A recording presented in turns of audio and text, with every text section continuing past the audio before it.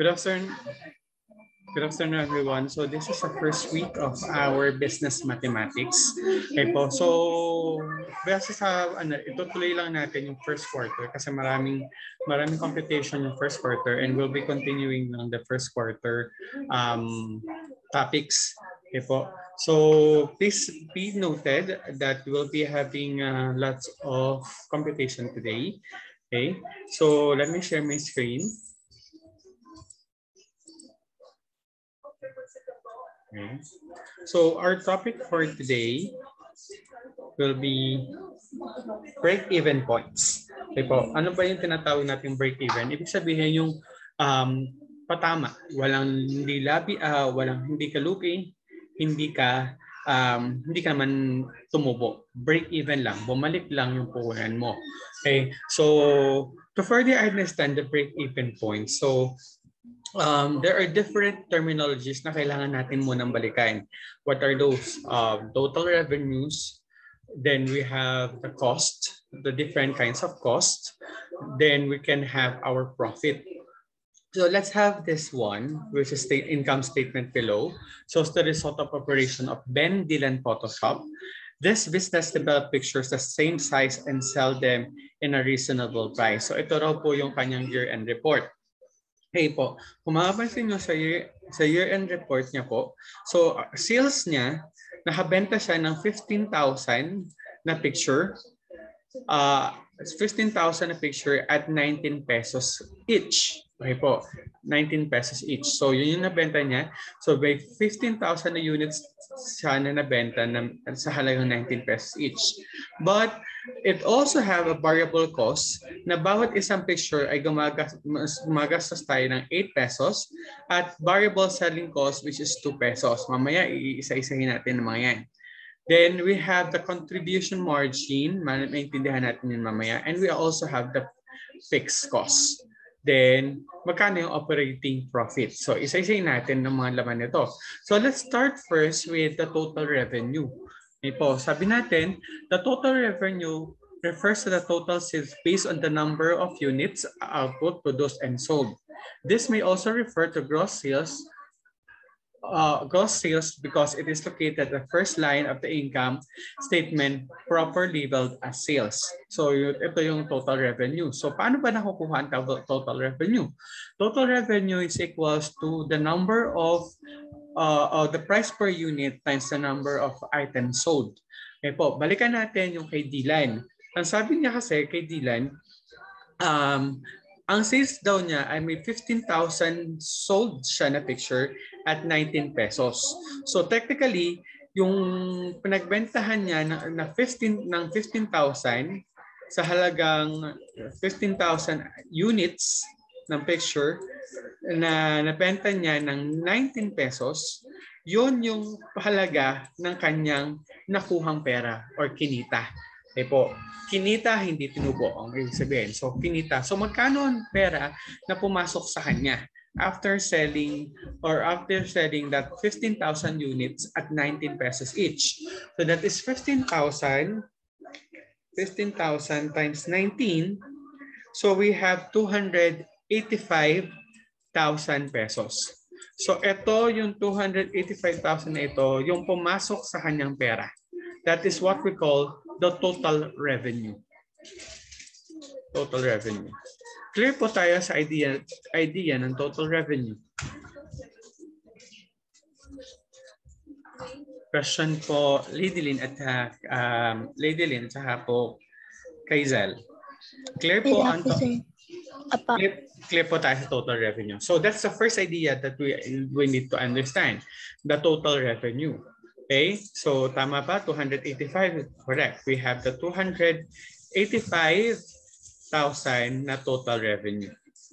Clear tayo dyan. Ngayon, punta tayo sa isa pang part, which is what we call the cost. Tandaan natin, ang cost natin, cost of goods or expenses na tinatawag natin. On the other hand, cost spent to make revenue is what we call expenses. So mga pinuhunan mo.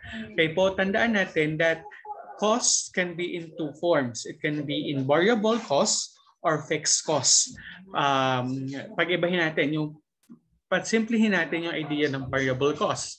Variable cost is the amount expenses that is directly proportional to the number of units produced and sold.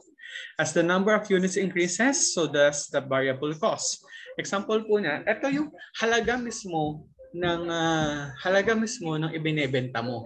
So sa pagdami ng gusto mong i-produce, sa pagdami ng gagamitin mo o puhunan mo. Example, mga variable cost. Kanyari, sa paggagawa mo ng cupcake, kung gusto mo gumawa ng maraming cupcake, maraming harina, mas maraming asukal ang kailangan mo.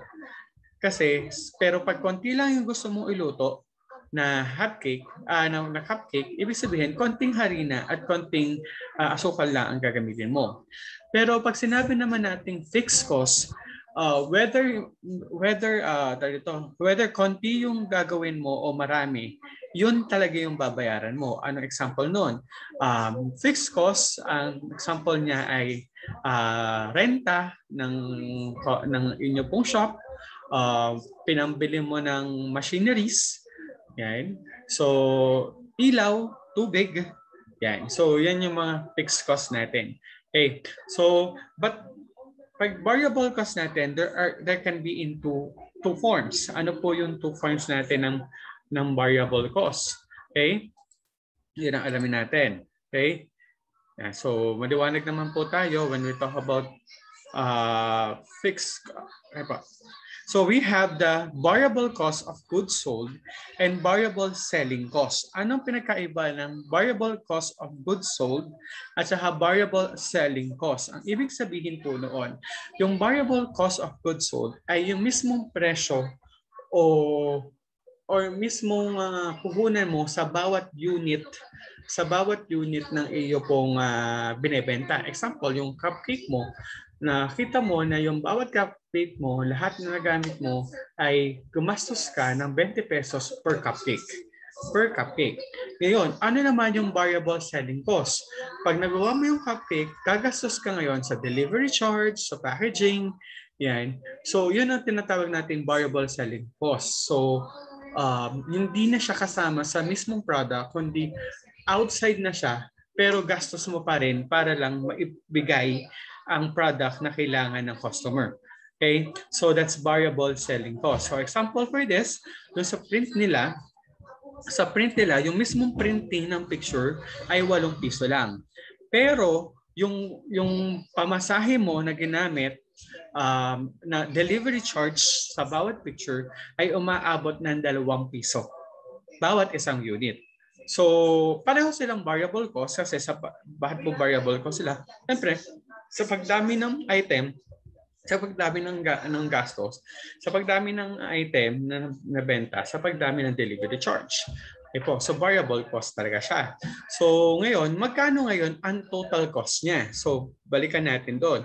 So, yung variable cost raw niya, cost of good, the variable cost of good niya ay magkano lang, which is 8 pesos. Pero ang variable selling cost niya ay 2 pesos. So compute natin ang variable cost of good. Variable cost of good is 15,000, which is the number of units sold. 15,000 times 8, that is 120,000. Clear po tayo doon kung saan nakuha po yung 120,000? Opo. Okay po. Ngayon, 15,000 din sa delivery charge, nag-charge lang siya ng 2 piso. So that's 15,000 times 2, that is 30,000. So magkano lahat ang variable cost mo? So yung variable cost mo ay pag pinag-plus natin itong dalawa, which is 120,000 plus 30,000, meaning ang variable cost mo is 150,000. Po, so yun yung puhunan mo. Pansamantala as variable cost. Po. So magkano na lang ang natira mo? That is what we call the contribution margin. The contribution margin ay your profit, your total revenue minus your variable cost. Yan po. Total revenue minus variable cost. So that is 285,000 minus 150 minus 150. So that is 135,000. Clear po tayo po doon sa 135,000. Saan nanggaling 135? Tandaan, it's total revenue which is our 285,000. Binawasan natin siya na 150,000 galing sa 120,000 na cost of good. Then 30,000 which is from your selling variable selling cost. So that's 120,000 plus 30,000, 150,000.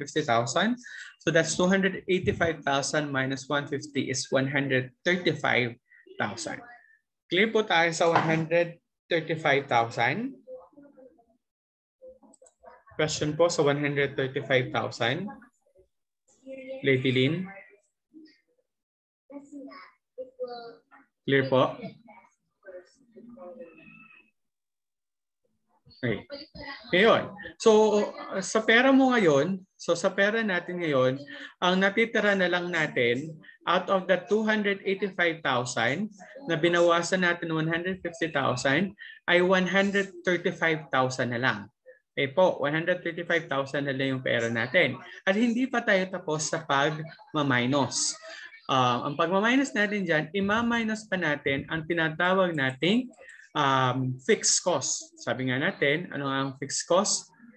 Fixed cost is, on the other hand, is the amount of expenses that do not change regardless of the increase or decrease of number of goods produced and sold. Example of fixed cost ay renta nga ng office space, weekly payroll, amortization, and likes.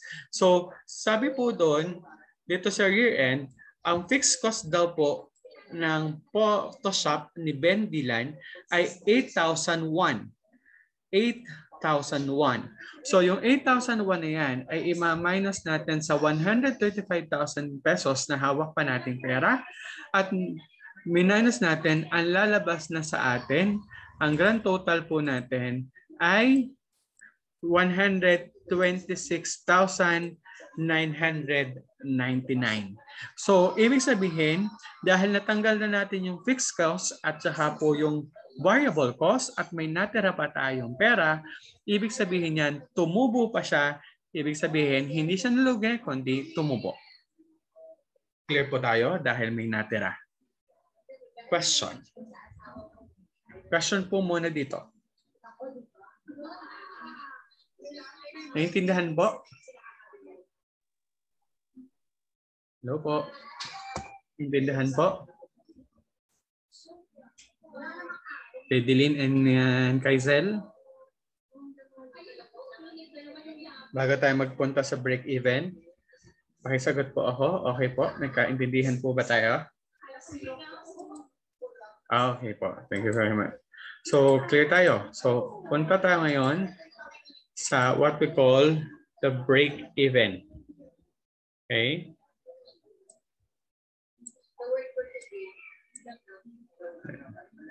Yan. However, the total revenue equals total cost, then the business is said to be break-even. Kapag raw pantay lang ang total revenue, ibig sabihin nakuha mong pera after mo magbenta at yung dami ng ginastos mo, ibig sabihin ang tawag natin doon ay break-even. Hindi ka tumubo, hindi ka dinulugi. Pero once na mas mababa ang total revenue kaysa po sa inyong expenses, ibig sabihin, doon may lost kayo. Pero kapag mas malaki naman ang total revenue kaysa sa expenses mo, ang tawag naman po natin doon ay gain. Tumubo kayo. Pero pag pantay sila, ibig sabihin noon ay break-even lang kayo. So paano po natin kukumputin ang hanapin ang break-even ng ating pong product? O kailan po ba masasabi natin na pantay lang o hindi ka nalugi sa iyong pagbebenta? We have the formula which is X equals FC over P minus B. Sabi nga natin, yung P minus B is the margin na tinatawag natin kanina na margin. Hanapin natin yung tawag doon sa margin na yun, which is the contribution margin natin. So, hanapin natin ito. So, fixed cost over margin of yung ating margin, which is our total revenue, which is our P minus our variable cost. Okay? So, isa-isahin natin. So, sabi natin kanina ay bawat isa raw, magkano ang benta ni Dylan sa bawat picture? Magkano ang benta ni Dylan bawat picture? Sino po nakakaalala? That is 15 po. 15. 19 pesos. Ay, 19 pesos po. Balikan natin ha. Para sure tayo. Okay, balikan lang natin. 19 pesos nga ba? Yan. 15,000 at 19 pesos. Okay po, 19 pesos. Okay. So, 19 pesos ang benta niya sa bawat isa. Sa bawat isa. Ngayon, magkano yung variable cost niya? Cost of good mo na. Variable cost of good. Magkano raw yung variable cost of good natin? Magkano yung variable cost of goods? Okay. The variable cost of goods daw natin, bawat isang unit ay gumagastos tayo ng 8 piso. Okay? 8 pesos. At yung variable selling cost naman ay gumagastos ng 2 pesos. Yan. So, ibig sabihin, yung PB natin, yan, PB natin, which is the margin, cost margin. So, ibig sabihin natin, that will be 19 pesos minus our cost of product, variable cost, which is 8 pesos minus 2. So, ibig sabihin yan, that is 19 pesos minus 10 equals 9. So that is the margin, cost margin natin. Okay. That is our cost margin. Okay, tandaan natin. Nakuha natin yung cost margin natin, which is 9 pesos. Ngayon, paano natin malalaman yung break-even points natin? Sabi, ang formula raw natin ay break-even is equals to fixed cost divided by P minus V. Yan. P minus V. So ngayon, hahanapin natin ilang items ang kailangan niyang ma-produce in order to break even para parehas lang. Magkano yung ating pong fixed cost? Our fixed cost is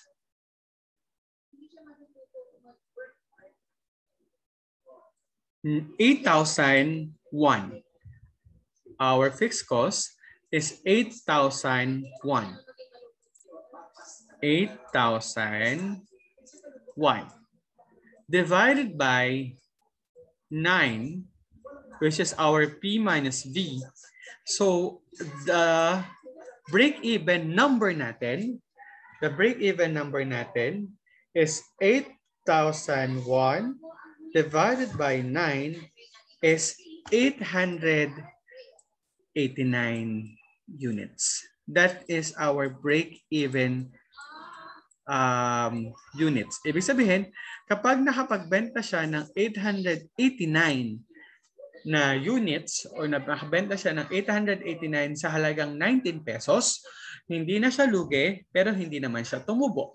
Pero kapag bumaba pa sa 889, yung kanyang ibinenta, example, 800 lang ang nabenta niyang units, ibig sabihin lugi na siya. Pero kapag tumaas sa 889 ang kanyang tinubo, ang kanyang nabenta, ibig sabihin noon ay tubo na siya. At sa bawat isang unit na dumadagdag, example, 889. 889, ang sunod niya, nakabenta siya ng 890. Yung 890 na yon, so kapag may 890 ka, bawat isang dagdag na benta ay matutubo siya ng 9 na piso. Please take off that. After 889, bawat isa na dagdag sa 889, tutubo siya ng 9 na piso. Clear po tayo? So this is our break-even number. Ano naman ang break-even? Break-even in peso. Ibig sabihin, magkano naman in peso? Paano natin malalaman yung break-even in pesos na kailangan natin ma-reach kung ayaw mo ng pag-usapan natin ay number of units, ang gusto mong makita ay magkano yung dapat makukumpera para sabihin natin break-even na tayo, ibig sabihin hindi na tayo lugi. So that is 889 times 889 times 19, 889 times 19, 889 times 19, ibig sabihin ay 16,891. 16,891 pesos ang dapat makuha mong kita para sabihin mong break-even ka na. Hindi ka nulugi, hindi ka naman tumubo. Pero kapag lumampas ka na ang nakuha mong kita ay lumampas na sa 16,891, ibig sabihin po noon ay kita na yon. Ang bawat kita at sa bawat unit na mabebenta mo after 889, tutubo ka na ng 9 na piso per unit. Okay po. Example, kunyari 900 ang nabenta mo. 900 units na nabenta mo. So ano i-expect mo? Tutubo ka na ba dito o hindi? Lady Lynn sa Kaisel. Tutubo ka na ba dito o hindi? Hindi pa po. 900. Naka 900 ka ng benta na units. 900 na units. Kumita ka na o hindi pa? Kumita na po. I-compare po dun sa 889 units. Po, correct. Kumita ka na dyan kasi nalampasan mo na yung break-even points mo, which is your 889 units. Ngayon, magkano yung kinita mo? So, ang pag-uusapan na lang natin dyan, ilan yung lumampas? 889 sa 900. So, that's 900 minus 889. So, lumampas ng 11 ang kita mo. So, magkano ang kukitain mo doon? 11 times 9, which is our cost of margin. So, that is 11 times 9. Ibig sabihin, kapag kumita ka, nakapagbenta ka ng 900 na picture, kikita ka ng 99 pesos. Bakit po? That's 900 times 19. That is 17,100 minus 16,891. Yan. 16,891. Yan. It's 99. Okay? Clear po tayo? Opo, sir. Minus 110, which is our variable cost. Kikita tayo ng 99 pesos. Okay? Clear po tayo. Balikan lang natin kung paano nakuha. We started with hanapin natin kung magkano yung cost of food bawat isa ng unit, that kung magkano niya sinesell. That's 19 pesos. Okay po.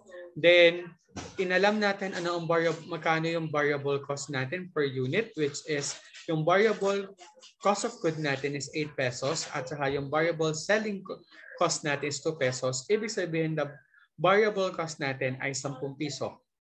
Okay? Minus lang natin, that's 19 pesos from the selling price. Minus 10, that is 9. That will be the cost of margin. And in order to find the break-even points, identify our fixed costs. Our fixed cost, which is 8,001 divided by 9, which is 889 units. That's the break-even units. At yung break-even pesos in pesos natin is 16,891.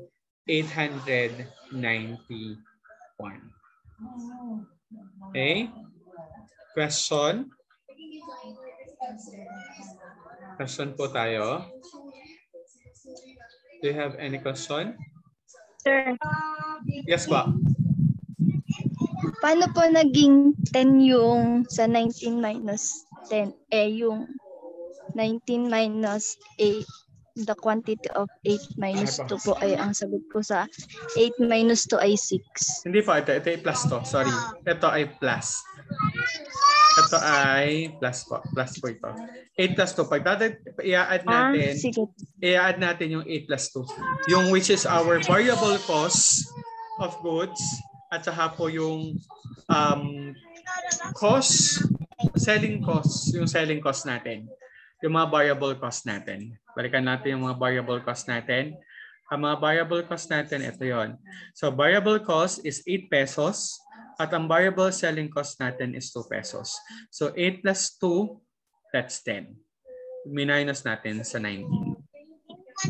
Okay po. Thank you po. Okay po tayo. Okay po. So paano natin siya i-interpret? Nawala. Okay. Interpret natin siya.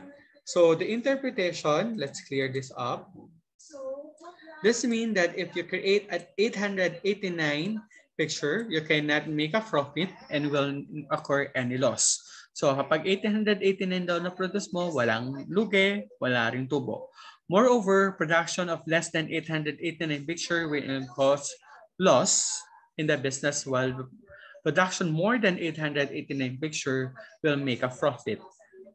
Also, an increase of 9 pesos unit contribution margin in the operating profit will be added every picture in excess of 889. Sabi ko nga sa iyo, kapag lumampas ka na ng 889, bawat isa, kikita ka na ng 9 piso. For example, the owner creates 889 pictures sa operating cost, profit will be 0. Pero pag 890 pictures na na-produce niya, kumikita na siya ng 9 pesos. Pag 891, 18 pesos, and so on and so forth. Okay po? So to compute for the break-even points, so yan nga sabi natin, yung 889 times 19, which is our selling price, this is 16,891. This is the BIP or break-even points in peso. So it's 16,891. Ano ibig sabihin nun? This means that if you created 889 picture and sold it for 16,891, you did not make any profit and no incurred loss. So what will you do now to make an order to make a profit? You have to increase the production or increase the number of pictures sold. Okay? So for your activity, ito po ang gagawin natin. Activity 2, page 12, and activity 3, page 13. So magtatanong po, nasaan po ang ating pong module? Ang module po natin ay ipapasok ko po sa inyo, sa GC nyo, later. Okay? Any question? Again, it's page 12 and page 13. Activity 2 and activity 3. Question? Clear na po tayo? Opo. Okay po. So, thank you for attending. Thank you for attending, and wait nyo na lang po ang copy ng module nyo at ang copy ng recording nito para mabalikan nyo. Thank you very much. Thank you po.